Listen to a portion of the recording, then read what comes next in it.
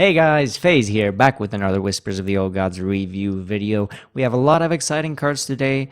Format's going to be the same as always, like last time and the time before that. Make sure to check those out if you have not. But if you can't be bothered, basically how this is going to go is we're going to look at a card, just talk about it a little bit, make some observations, and then try to assess whether the card is viable in Wild, Standard, and in the Arena. So with that being said, let's jump right into the cards. First card we have is Ravaging Ghoul. Now, Whirlwind is no stranger to the warrior class, and this is a 3-mana 3/3 common warrior card. Battle cry, excuse me, deal 1 damage to all other minions. It's a very good card. It's a very good card just because it kills anything on turn 3, provided you play this second. It kills a Spider Tank, it kills Scarlet Crusaders, and it also has the utility of killing, 1 health minions. So, for example, this will absolutely destroy something like Muster for Battle or an Implosion, for example, right? So, definitely a very playable card, especially in Wild.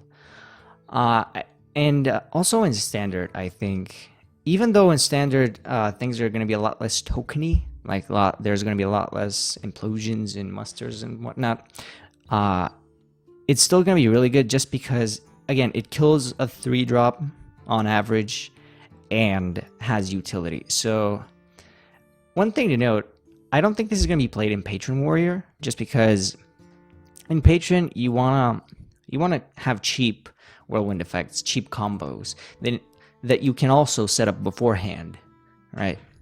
And this is not really a cheap combo. Even if you Emperor this, it's still 2 mana, which is pretty huge. That being said, I think this is a good enough card to see play in potentially some new warrior decks, which we will talk about in a second. And in the Arena, this card is very good for the reasons that I just mentioned. In Arena, it allows you to play a Whirlwind in your deck without actually having to draft Whirlwind, which is really big. Just because Whirlwind in Arena doesn't do much. Whirlwind in Arena is not very impactful. You generally want to stray away from that card. And this allows you to play Whirlwind without actually having to draft it. And it's a 3/3 body. And it deals with turn 3 plays your opponent could make. So overall, very, very good in Arena as well. Top tier pick, definitely. Next card that we have is Blood Warriors. Now, I mentioned that Ravaging Ghoul could see play in a new type of warrior. I think that could be a Blood Warrior, if you will. It's a very interesting card. It's a 3-mana warrior epic spell. Add a random copy of each damage friendly minion to your hand. Now, the closest comparison to this is an Echo Medivh, right? Some people have compared this to Battle Rage. I don't think this is an accurate comparison just because the cards aim to do very different things. Battle Rage actually draws from your deck, which accelerates to some already predefined win condition, whereas Blood Warriors and Echo Medivh, they just focus on value, focus on out-valuing your opponent. They don't draw from your deck, which means you're going to win the fatigue matchup. So they're basically the same card, essentially. Blood Warriors cost 1 less, but you need a condition to activate it. And that condition is semi-easy to activate in Warrior. It's not that difficult. Also, Warrior is one of the classes that it's easy as a Warrior to prolong the game because of your hero power. So it fits Warrior pretty well. Now, the question is, are there going to be enough cards to support a Blood Warrior, again, if you will? I'm not sure. I have not done the math about it, but this is a very deck and archetype defining card. I don't think you put Blood Warriors in any existing Warrior, just because if you want to put it in Patron, which has the most Whirlwind effect, it's very having more minions, having more patrons in your hand doesn't actually do anything. Generally, you don't want to just play a patron. You just want to play a patron and then do like a bunch of tricky things. So I don't think this fits in any current warrior deck, but I think that there's going to be a new type of warrior sooner or later down the line, depending on how many supporting cards there are for Blood Warrior, for Blood Warriors. So yeah, definitely has the potential to see play, but whether or not it will, I'm not quite sure yet. Very powerful card in the same way that Echo of Medivh is a very powerful card. Echo of Medivh actually took a couple of expansions to realize its full potential. To, you know, just find a home, basically. So that all being said, I think Blood Warrior is a playable card. Maybe not in the current set, but definitely down the line. And in Arena, it's not a very good pick. It's a conditional card draw that is kind of hard to pull off. So yeah, it's kind of like Echo of Medivh, but it's a lot worse because of the condition. Because you can't reliably activate it in Arena. So, moving on, we have a Druid 4 mana rare. 3/3 minion, choose one, summon a 2/2 slime, or gain an empty mana crystal. So, basically, you have kind of like a smaller Silverhand Knight. This is kind of exactly the same if you scale it down 1 mana. It's a pretty good card. It's a pretty good card. Many people have said this is insane. I don't think it is insane, just because, like, nobody has ever played a Silverhand Knight against me and had me go, oh shit, I'm completely wrecked by that. That has never happened to me in Arena or Constructed. So just because a Silverhand Knight, it looks like it's a 6/6 minion, but it doesn't actually kill anything for free. It's a lot of stats, but it doesn't actually eat up any other minion. And Mire Keeper kind of has the same issue. That being said, it spreads, which is good in Druid, just because Druid doesn't really have a way to deal with like a lot of flooding, a lot of minions. It's not really easy to deal with a board flood as a Druid. So Mire Keeper actually helps you in that way, as you can spread a bit wider onto the board yourself. All that being said, one more thing. This curves nicely from Wild Growth, so you can curve Wild Growth into this if you want like a super heavy ramp deck. So all that being said, this is a pretty good card. It's a very good card. I will reserve judgment on whether or not it's going to be played, just because, again, Druid is in a weird spot. I don't know where Druid is going, just because we still don't know what changes are going to be made for Druid. Druid has a lot of potential changes in stuff like Keeper of the Grove, for example, because Keeper of the Grove is a silence, and it's a very good silence. Obviously in things like Savage Roar. So until we know where Druid is going, I don't want to say whether or not this is going to be played. Definitely a very high pick in Arena. Absolutely, this is a top tier pick just because of the flexibility. But we'll have to see whether or not how Druid is going to shift, because this is a very good card, but if it's not ramping you up into Savage Roar, it's substantially less good. So yeah, we'll have to see about that. Definitely a strong contender for a deck slot in any Druid deck, just because of its flexibility. So moving on from that, we have Hammer of Twilight, 5 mana, 4/2 Shaman Epic Weapon. Death Rattle, summon a 4/2 Elemental. That's a very good card. It's a very good card because, first of all, let me say that this is not an aggro card, just because it's very slow to get going. It takes 3 turns to actually get full value out of it. Just because you play it once, you hit, then you hit the next turn, you spawn the elemental, and then you have to hit, and then you hit with the elemental. So it takes at minimum 3 turns for you to get full value out of it, provided you don't somehow taunt the elemental or what have you. So it's a very slow card, and for that reason, I don't think it sees play in Face Shaman. Also, Doomhammer is synergizes much more with stuff like Rockbiter weapons, so that you don't want to trade Doomhammer for this in Face Shaman. That being said, though, this is a very good mid-range Shaman card.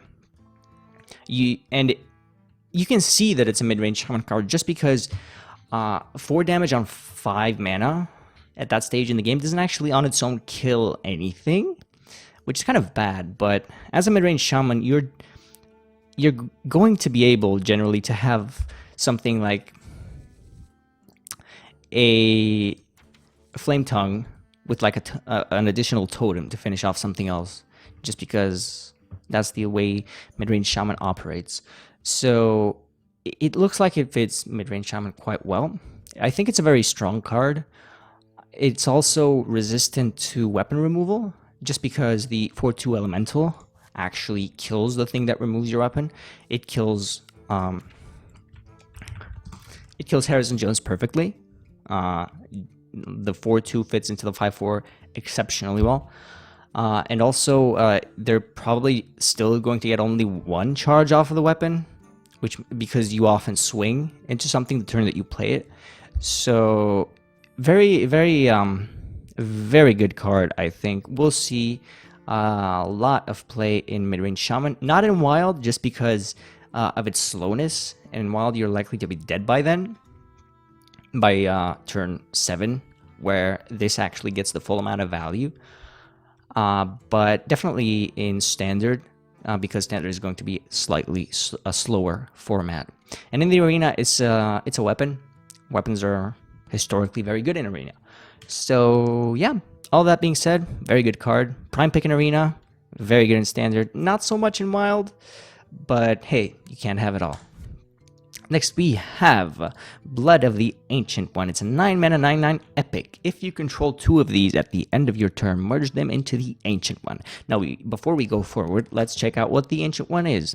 The Ancient One is a 9-mana, 30/30. It does not have any tribe to it. It does not have any... It is not a mech. It is not a demon. It is not anything. It's just a 9-mana, 30/30. And hey, 9-mana, 30/30 is pretty good, because it's a lot of stats for 9 mana. But the issue with this is that you'll just die before you get this going, even in like a slower format like Standard. Let's break it down. Okay, let's break it down. So you play Blood of the Ancient One on 9 mana, and you have to not die just because you just spent 9 mana ignoring your opponent's board. So there's that. Then they have to not remove this with like a hard removal. For example, like Execute or Polymorph. Execute nets them 8 mana, presumably, provided they have like a reasonable activator for it. 8 mana's worth of tempo. Polymorph nets them 5 mana's worth of tempo. So yeah, you have to play this, not die for it, and then it has to not get removed. Then you have to play a second one, not die again. At which point, how are you not dead? Because whenever you play this and your opponent can't remove it, they're just gonna go face. And even after that, even after you get the 30/30, like something as like as simple as an Annoyatron will stop this dead in its tracks, kind of like how Deathwing is stopped by Annoyatron dead in its tracks. Now, I know Annoyatron's rotating out, but you guys get my point. It's very, very easy to play around this combo, and it's just not going to work. It's very conditional. It's very easy to play around. It is very cool, though. It is very cool, and I'm excited to see what the animations are for all of this. Maybe the blood merges together in some weird flashy way, the way Mimiron's head merges with mechs. But we'll have to see about that. Not playable in Standard Wild. In the Arena, it's an okay. It's a 9-mana, 9/9. Fossilized Devilsaur actually sees some play in the arena just because it's a big dude, and sometimes you need just a big dude in your deck. And some epics are pretty horrible, so you will see this sometimes in arena. Don't expect to see a second one, though. It's pretty rare.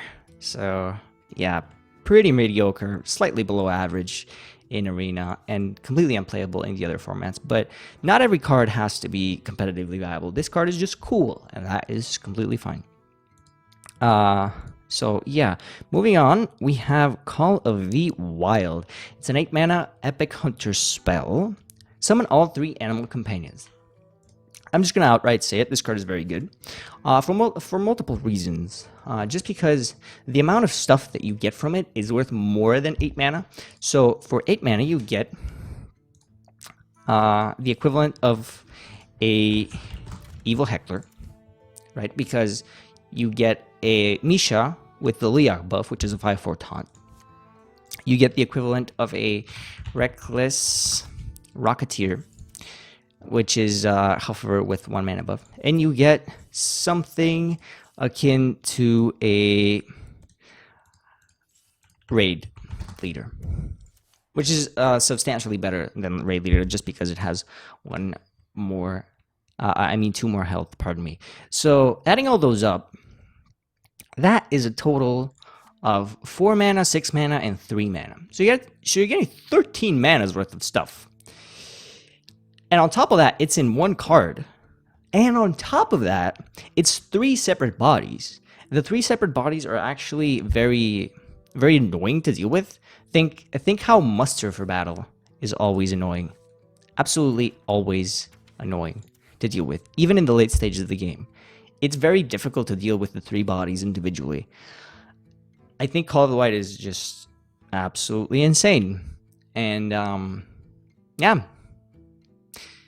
It's pretty good, guys. It's pretty good. It's going to see a lot of play. Maybe not so much in Wild, just because Wild, again, is a very fast format. Most games are over by turn 8. But definitely in Standard. And if you see this in Arena, do yourself a favor. And just don't look at the other cards. Auto-pick this. Just because most of the epics are actually very bad. This is an epic that is incredible. So, moving on from that, we have Yogg Saron, Hope's End. It's another old god, the final one, I believe. 10 mana, 7/5, cast a random spell for each spell you've cast this game. Targets chosen randomly. It's a pretty cool card. It's a pretty cool card. You can definitely build a deck around this card. But it's just so random that I don't think it's any good. Just because it takes up your whole turn. Like, obviously, a lot of crazy stuff is going to happen, even if you get, like, 10 spells throughout the game. And casting 10 spells by turn 10 is surprisingly easy if you build your deck around it. That being said, though, I really don't think this is going to see too much play, just because... Too much competitive play, pardon me. Just because it's one of those cards where it's absolutely bonkers, it's like it's absolutely insane in what it does, or it's a complete whiff. So, a card like that, Blizzard would not print if... It's kind of like the Ancestral Communion. Right? A card like that, Blizzard would not print if it was absolutely bonkers. It's a very cool card, though. It's a very cool card. There's a potential for a lot of highlights with this guy, and I can't wait to see them. Again, not every card has to be competitively viable. This is just a really, really, really awesome Timmy card, if you will. Not going to see play... Like, it's not going to see competitive play anywhere. Not in the arena, not anywhere. But it's going to see some just messing around play, and that's completely fine. Next card we have 3 mana Warlock Rare, Spreading Madness. Deal 9 damage, randomly split among all characters. So it's kind of like the bomber effect. It's scaled up a little bit. It's kind of like 3 Mad Bombers or 1.5 Matter Bombers. But you don't get the body, and it's 3 less mana. And for 3 less mana, that's actually pretty good. This is a balanced card. At 2 mana, it would be insane. In 4 mana, it would be just bad. At 3 mana, it's a good place for 3 mana. But the problem with this is, for this to be very good, you have to be actually quite ahead on board. Just because you want this to hit your opponent's stuff. Wait, did I say ahead? Pardon me. I meant behind on board. Because you want this to hit your opponent's stuff. So you have to have your opponent be ahead on board. And at that point, there's this other Warlock card that also works quite well if you're behind on board. So, yeah, I really don't think this is a good card. Just because Demon Wrath exists. Demon Wrath does exactly the same thing, but better. Because you can often make some reasonable trades and set up so that the Demon Wrath is great. Just because Demon Wrath exists, I don't think this is a good card. It's an okay card in Arena, but it will definitely not see play in Constructed, and definitely not in Wild, I believe. Okay, so moving on from that, we have Cho'Gall, 7 mana, 7/7 Warlock Legendary Battlecry. This, the next spell you cast this turn costs health instead of mana. That's really cool. It kind of fits into Warlock's theme of paying life to do stuff, basically. Paying life to get ahead on board, kind of like Flame Imp, kind of like Wrathguard. The Wrathguard Destroyer, or just Wrathguard. And I think this guy is pretty cool. If you look at the spells, like most of them, you don't really want to play with this guy. You don't really want to pay the mana to play. It doesn't fit with Power Overwhelming, I don't think, because it's it's like a very swing card. It allows you to play any spell provided you have enough life. So the best card that I believe goes with this is actually Siphon Soul, because you lose 3 life, but you get to 0 mana remove a minion, any minion, and that's very, very strong. Say your opponent plays Ysera, you play Cho'Gall and Siphon it. Yeah, you lose 3 life, but you just lost 3 life to remove Ysera from the board for 0 mana. So it's a very strong effect. I think this guy will see play in Handlock. Just because it synergizes well with Molten Giants as well. Because sometimes opponents play around your Molten Giants, and this way, and they kind of leave you at an awkward life total where you can't really play your Moltens efficiently. Because if you do, you would probably die because you can't taunt them up. So this is gonna fix that in the way that you can play Cho'Gall and cast a spell on something and play double Molten just because you lost life because of that. So it kind of fits into the health manipulation theme of Handlock, and I really, really like that. It will probably not see play in Wild just because it's a 7 mana 7/7, and you kind of don't want to cast this with something like a Hellfire, just because you would lose a lot of life. You would lose 7 life, and Cho'Gall would get damaged. Maybe something like a Shadow Flame. It's 1 more mana than something like Ancient Watcher Shadow Flame, but at the same time it's 3 more damage. So it's a very flexible card, but I think in Standard, in Wild, it's going to be a bit too slow. Just a bit too slow. Because it's 7 mana. Games are often decided by turn 7 in Wild, the format we are currently playing. In Standard, I think this is going to be a very strong card in Handlock. Yeah, and that's about it. In Arena, it's kind of, for the most part, a War Golem. Just because it's 7 mana 7/7, and you generally don't get that many spells in Arena. Least of all spells that you actually want to play with Cho'Gall. So for that reason, it's more or less a War Golem, but there are some pretty crappy legendaries. Sometimes they're going to be like a Mudhouse Mana Storm and a Nat Peggle and a Cho'Gall, and you're going to pick Cho'Gall. So all in all, pretty good card. I like it.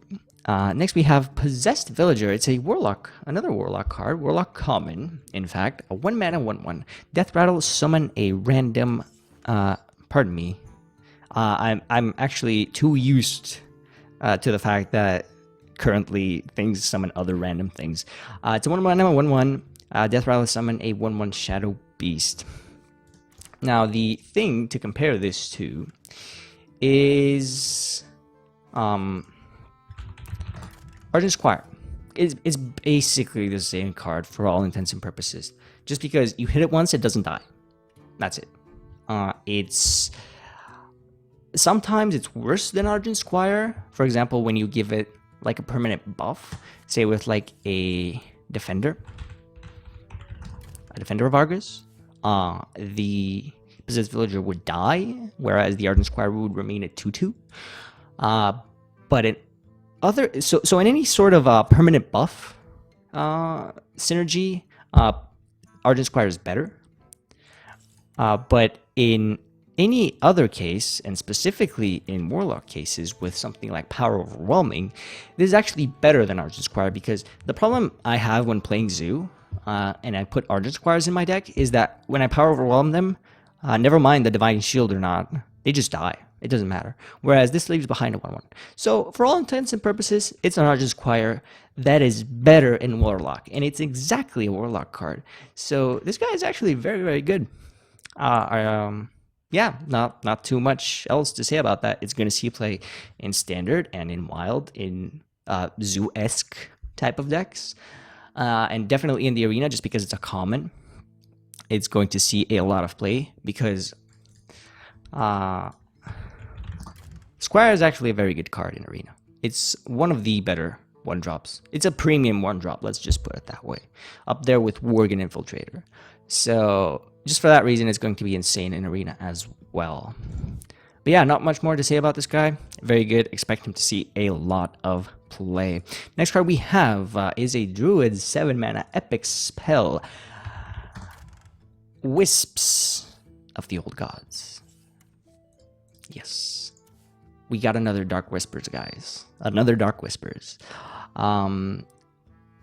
Choose one. Summon 7/1/1 Wisps, or give your minions +2/+2. Okay, so let's compare the two, shall we? Dark Whispers gives you 5 Wisps. Wisps of the Old Gods gives you 7. The problem, they're actually kind of equal. The two tokens don't really matter, just because, first of all, I think this is intentional, but you cannot cast this with Soul of the Forest, because it's exactly 7 mana. I think Blizzard tested it out with that. So, again, the amount of tokens, the difference between 7 and 5 tokens is generally irrelevant, just because they either get removed, and that's generally just because of an AoE, or they don't get removed. And if they don't get removed, you just get 2 more 1/1s, which is not that huge of a deal. So they're kind of even on the Wisp side. And so, okay, let's check out the flip side, right? Dark Whispers gives a minion +5/+5 and taunt. Whispers of the Old Gods gives your other minions +2/+2. So you have to have a board of like at least 4 minions to break even. 3 minions is barely good enough. 4 evens, it's kind of worth it. You have to have 4 minions as Druid. If you have 4 minions as Druid, how have you not won the game already? Again, combo's probably getting nerfed, yada yada, but you get my point. Any card that is good only when you have 4 minions on the board and is so vulnerable to AoE is not a very good card. On top of that, it costs 1 more mana. It basically has the Cenarius effect, right? Basically, the flip side of the card is that it has the Cenarius effect. But Cenarius costs 2 more mana, is good when you're not ahead on board, just because you can summon the 2/2 Treants.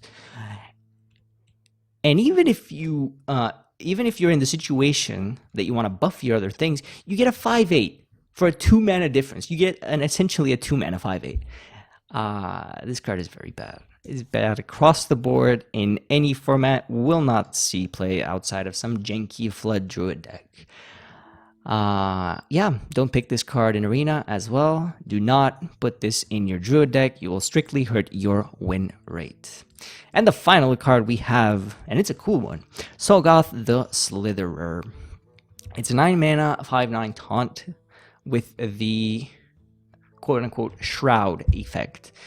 Something like a Fairy Dragon has. But it's a taunt. And that's like very big.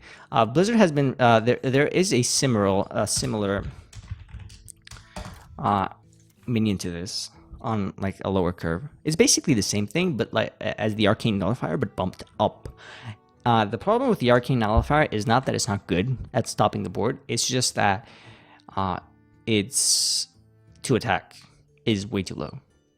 If it was 3, it would be insane. It would be a Senjin on crack. But I digress. Soggoth Slitherer is a pretty good card.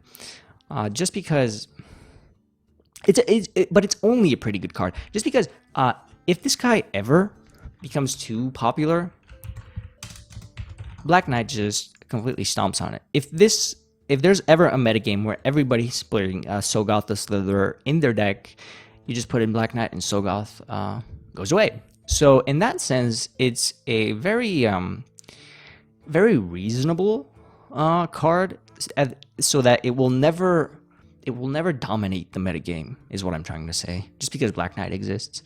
Also, stuff like Silence still works on this guy, but again, we assume Ironbeak Owl is getting nerfed. So, taking into account all that, I think this guy is just reasonable. He's just good. He's not insane. He's just good. You're just going to have to trade into this guy, which is actually quite difficult. It's actually quite difficult. It's basically an Ancient of Lore. Pardon me, an Ancient of War. Right? How often do you get through an Ancient of War just by pure damage? Like, not that often. Not that often, right? So, yeah. I think the Soggoth is a good card. Still weak to, like, Silence. Still weak to Aldo Peacekeeper. Still weak to any... Paladin is just generally going to be good against this card. But yeah, overall a very good card. Going to see play in, definitely some play in Standard and in Wild. Whether or not it retains, it survives basically the experimentation phase, has yet to be seen, but definitely expect to see a certain amount of play for Soggoth the Slitherer. In Arena, this card is not bad. It's also not exceptional, just because this guy tries to avoid removal at any cost. And in Arena, removal is a lot more scarce. So basically the type of deck you're trying to target, again, with this guy, is very rare in Arena. So for all intents and purposes, it's very good, but it's not insane. It's less good than it would be in something like Standard. So yeah, that's all the cards we have for today, guys. Hope you enjoyed the video. Let me know what you think about the cards, the expansion. Are you excited? And as about the review as like a whole, do you think I nailed all of the cards, or did I bomb every single one of them? Let me know in the comments. I will be reading all of them. And yeah, that's about it. Thanks so much for watching, guys, and I will catch you in the next video.